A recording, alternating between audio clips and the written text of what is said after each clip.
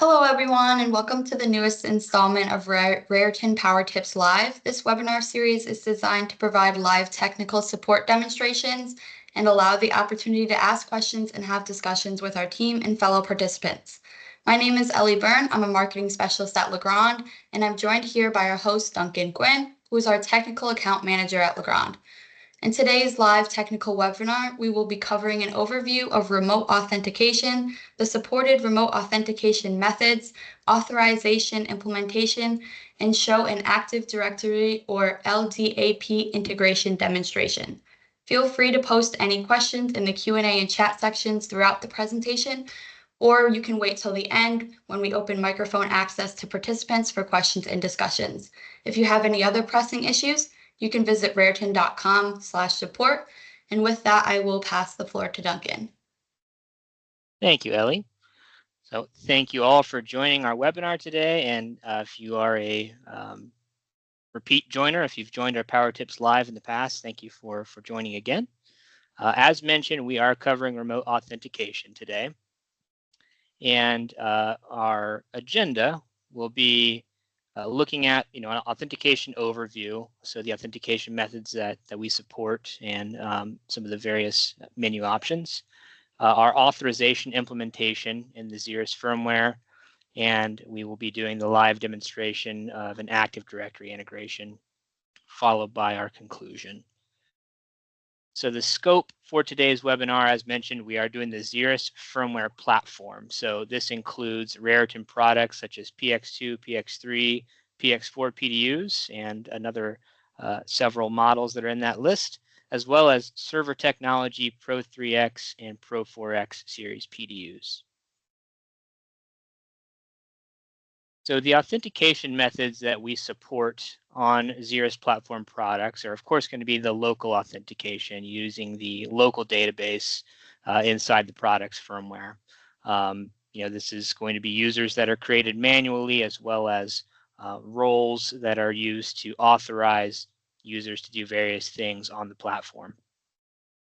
The remote authentication methods that we support are LDAP, Radius, and TACX Plus. For LDAP, our supported server types are going to be Microsoft Active Directory as well as Open LDAP. And then we have various security levels from no security, none, to TLS. And for Radius, we have various authentication types as well, including PAP, CHAP, and MS CHAP v2. TACX, we support ASCII, plain text, PAP, CHAP, and MS CHAP.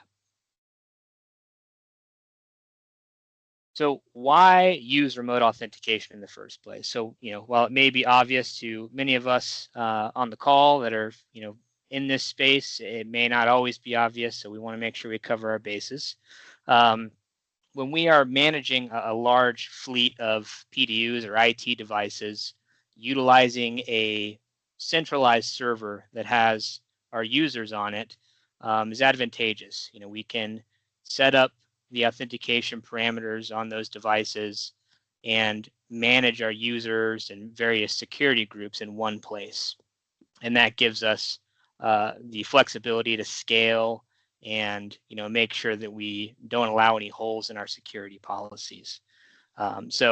Obviously, in the world of intelligent PDUs, where we have a lot of flexibility to control things, we want to make sure that we secure those and that we give the appropriate users the appropriate permissions. So how do we do that? Our authorization implementation, it's a little different for each type of authentication method, but once the user is successfully authenticated with that remote authentication type, the server is going to return some information in the form of a user group or a role that we create on the PDU locally. And with that match, we are going to give the authenticated user those permissions. It'll make more sense when we do our live demonstration, but I just wanted to make sure we cover the various attributes for these types of authentication. So for LDAP, we are going to receive a group membership attribute from our LDAP or Active Directory server. For Active Directory, most commonly, that's going to be the member of attribute. that is the groups that that particular user is a member of. For radius, we use the radius standard attribute filter ID, and then we format that with curly braces with the group name that we want to utilize. So whatever radius policy we set up, we return this filter ID attribute. In the example I have here, we have curly brace PDU underscore admin. So that's the role that we're going to put on our PDU to give those users that permission level. And then the same kind of format for TACX Plus. So we have a custom attribute here, which is Xeris:roles. We would specify the group name in that custom attribute. So, once we authenticate to the server, it's going to return the Xeris:roles equals PDU admin and give our users the appropriate permissions that way. So I'm going to jump over to a PDU here so we can begin our live demonstration. And I'm just going to log in with our local administrator. So here I have a PX4 series PDU using firmware version 4.2.20. The menus may vary slightly if you're on an older version of the Xeris firmware, like 3.5 or 3.6. But the instructions are largely the same. So after logged in, I'm going to go into our device settings menu, and then I'm going to go into security.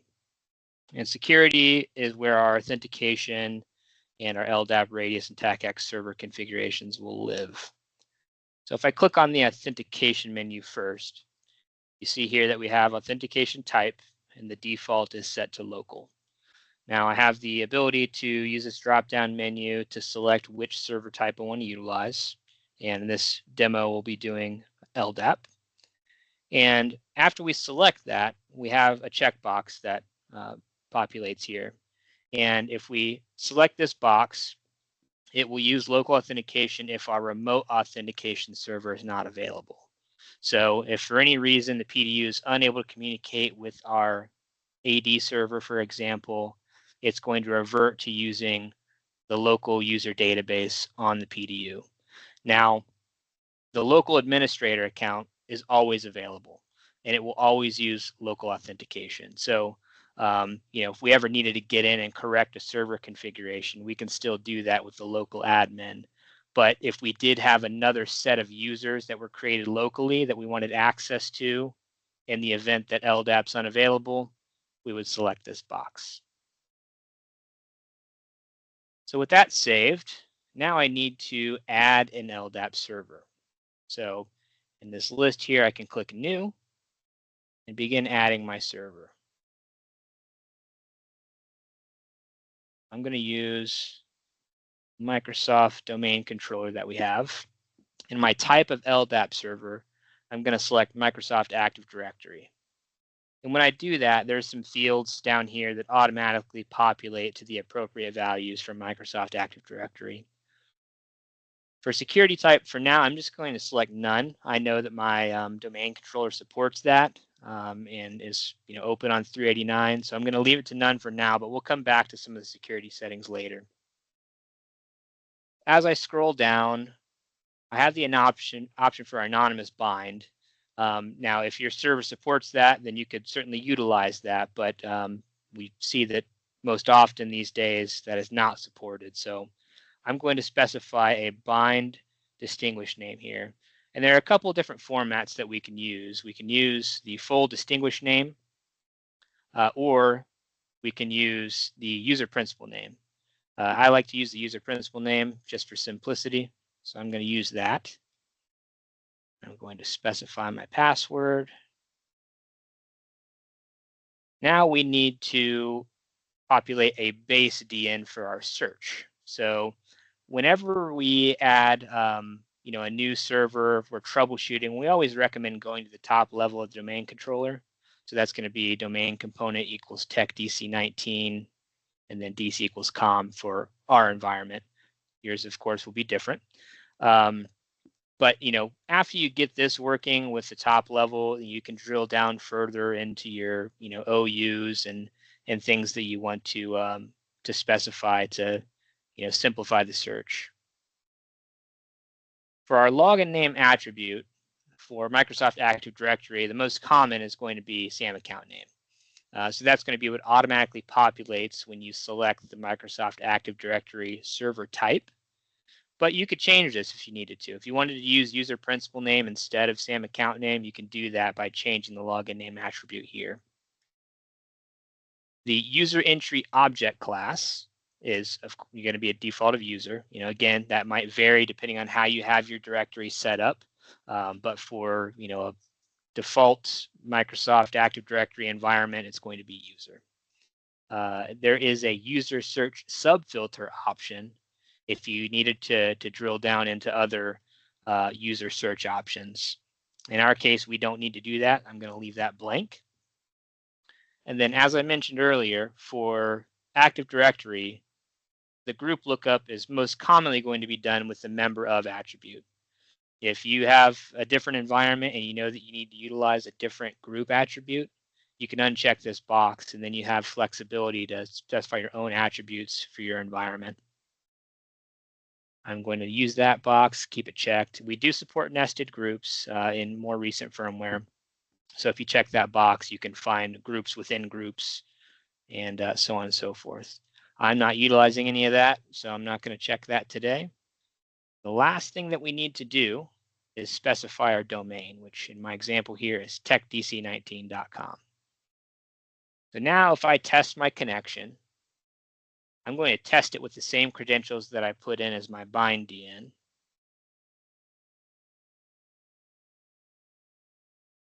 And I must have typed something wrong in my password. Let me try again. I was expecting a failure, but not that failure. Okay, so we see that our test connection to LDAP server failed. And we see that it goes through various steps in the test. So it does a connection test, make sure we can reach the server. Configuration test, make sure we have our fields populated correctly. And then we have an authentication test. Now, this is kind of a twofold authentication test because we have both a bind DN and we have the login that we're testing with. If either one of those has the wrong credentials, then this authentication test is going to fail. The next step is whether or not the user has roles assigned. So this is dependent on what the AD server returns to us. So it gives us a list of groups that we're members of, and I am a member of groups on the AD server. However, the last test fails, which is user has known roles assigned. This means that my user does not have any roles that match roles that are created on the PDU. And that's where we most often see failures when customers are trying to set up AD and are not succeeding. It's usually this last test that is failing. So we're going to jump over to our domain controller and look at that for a moment.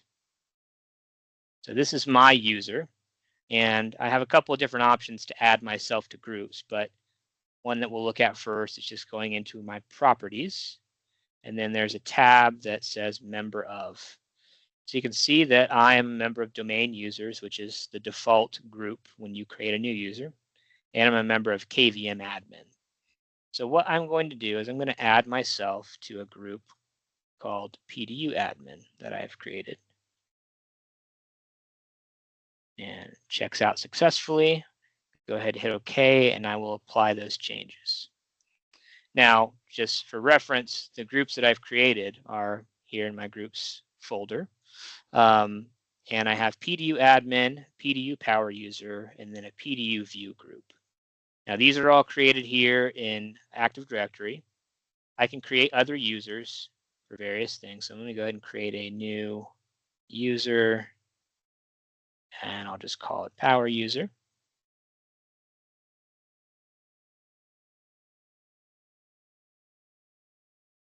Give password.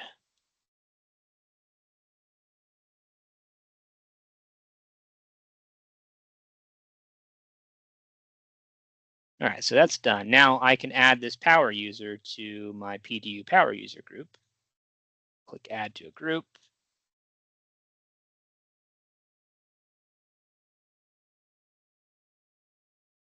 Populates the rest for me. And then I will also create a view user just to demonstrate the different permission sets that we have.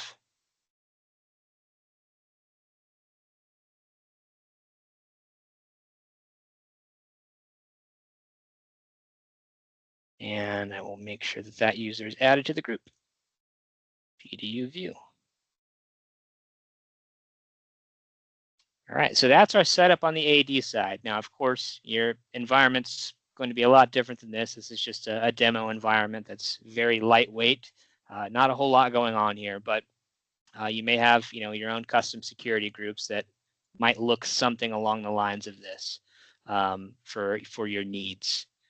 I'm going to go back to our PDU here. I'm going to make sure that I save these changes.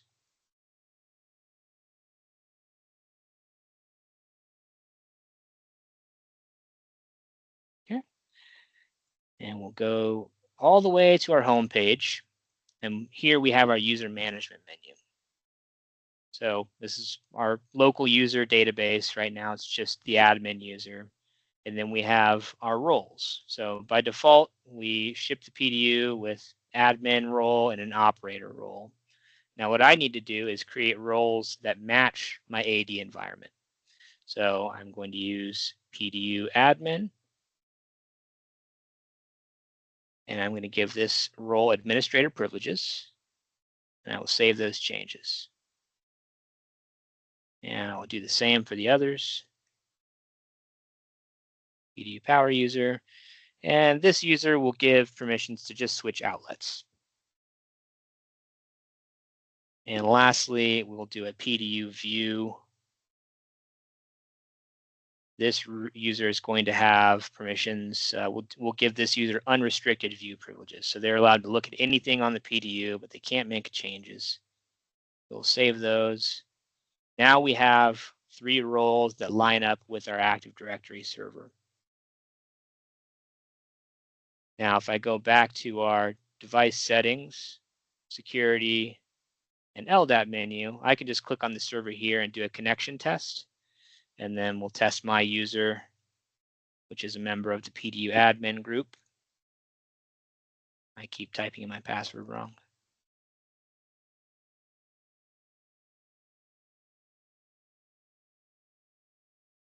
Let's try again.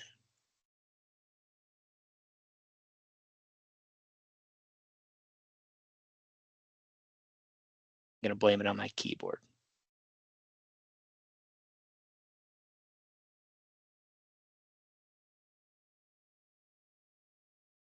Okay, that looks better. All right, so now I see that all tests are passed. Now I can log in with this user and have full admin privileges. Make sure those changes are saved. And just to demonstrate that,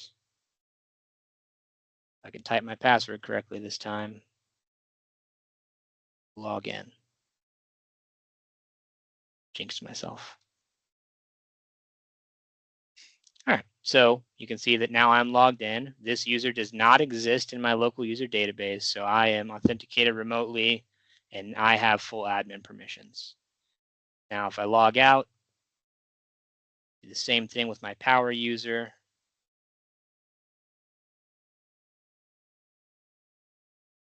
This user is now logged in.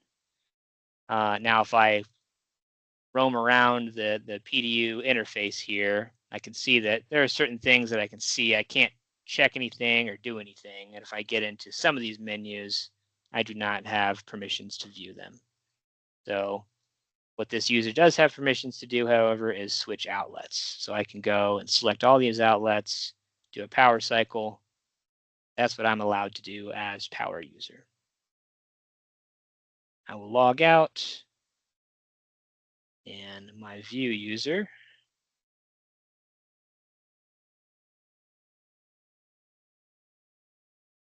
I'm having trouble typing today. And my view user will not have permissions to power control anything. If I go into the outlets menu, I can view them, but we can see I do not have sufficient privileges for switching any of the outlets. But I can go around and I can look at, SNMP configuration, things like that, because I have unrestricted view privileges. So we know that everything is functioning as intended, and we have those 3 roles set up in our user management menu. Now, again, your environment is going to vary. You can create group names that match up with maybe some existing AD groups on your server, or you can create new. We support up to 64 roles on the in the roles menu, so that should pretty much cover any permission set that you would need to apply, hopefully. So you can create up to 64 there. Now, I said I wanted to touch on the security options and the TLS in the LDAP server configuration. So I logged back in with my local administrator just so I can go in and make those changes. Now, because I created the PDU admin group, technically I could have gone in as my own user and made these changes, but just logging in with the local admin here. I'm back in the LDAP menu or my server configuration. I'm going to click Edit. Now, the security level right now, I have it set to none. And we have other options, TLS and Start TLS. So for TLS, that's going to revert to port 636. This is configurable if you're using a different port in your environment, but that's what we default to when you select TLS. The option directly below this is enable verification of our LDAP server certificate.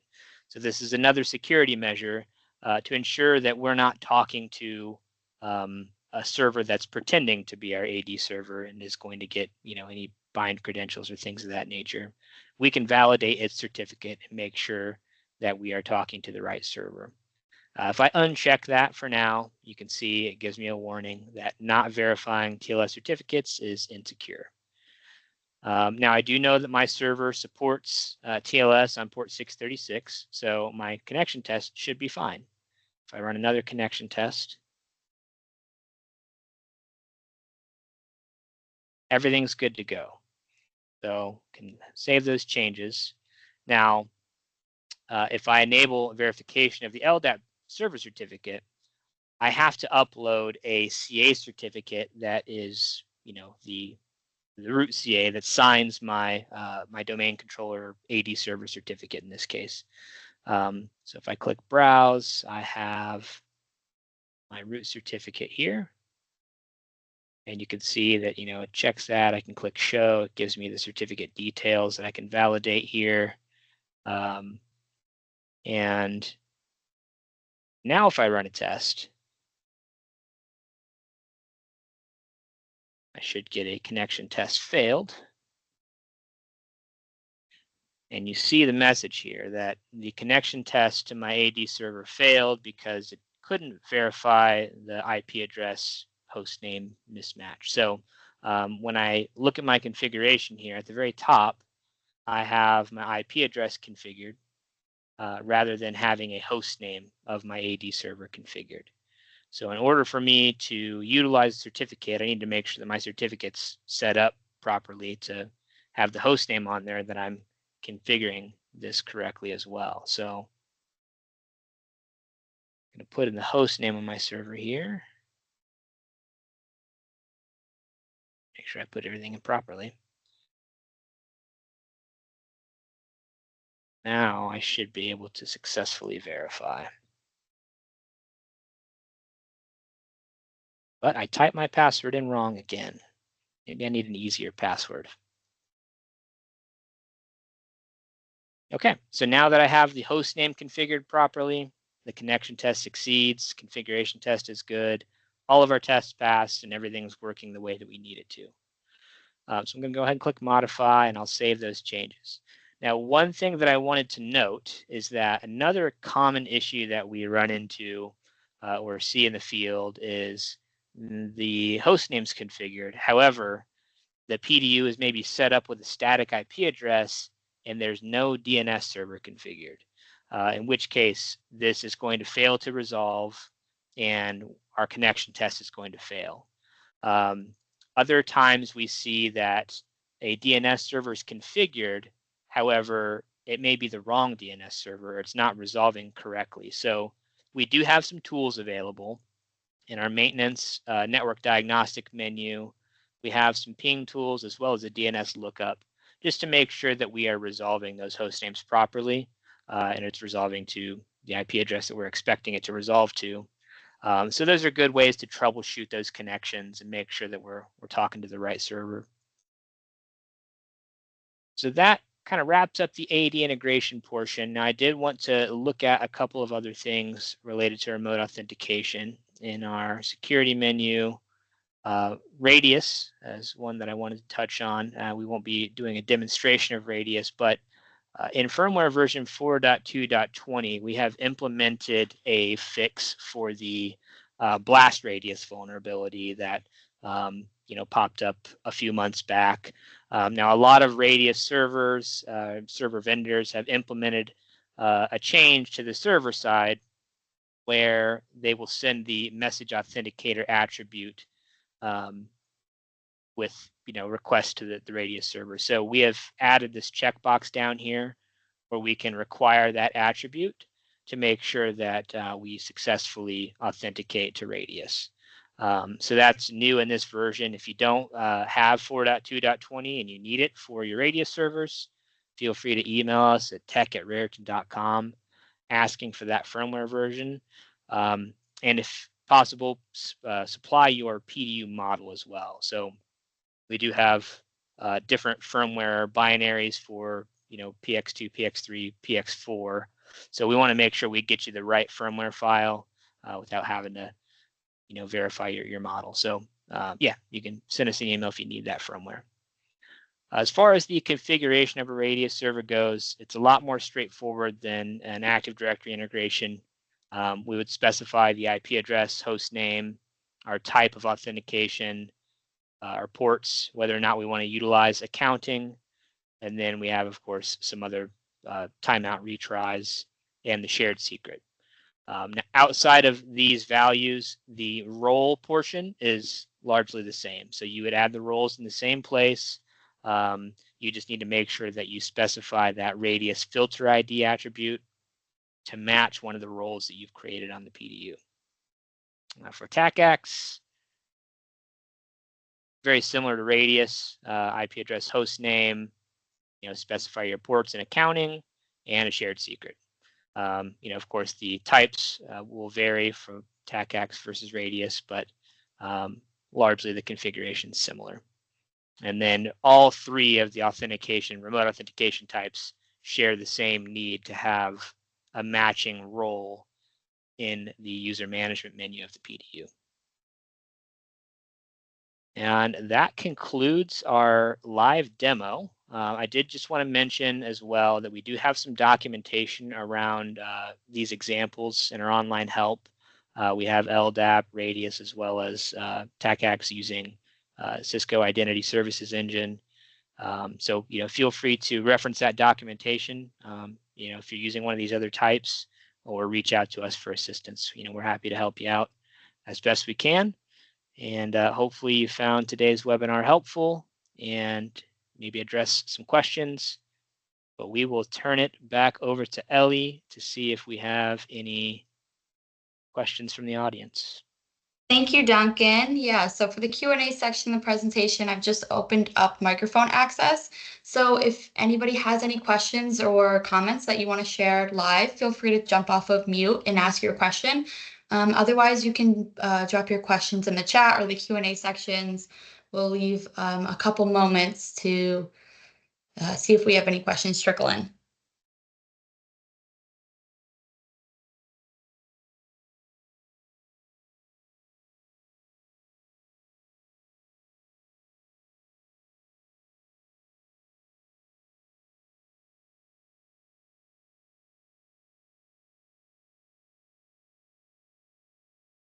Okay, it doesn't look like we have any questions yet. So if you have any, make sure you submit them now so we can get them addressed.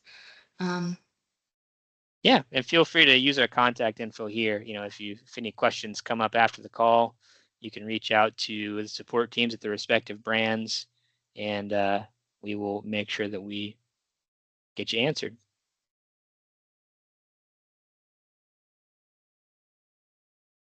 All right. If there are no questions, then I'd like to thank you all for joining today. And a recording of this webinar will be available on our raritan.com/PowerTipsLive. You can access this recording for reference, and also we have previous sessions recordings on there as well. And as Duncan said, if you had any other additional questions, you're more than welcome to reach out to our tech support team. You have the email addresses and the website here on screen. Thank you all for joining.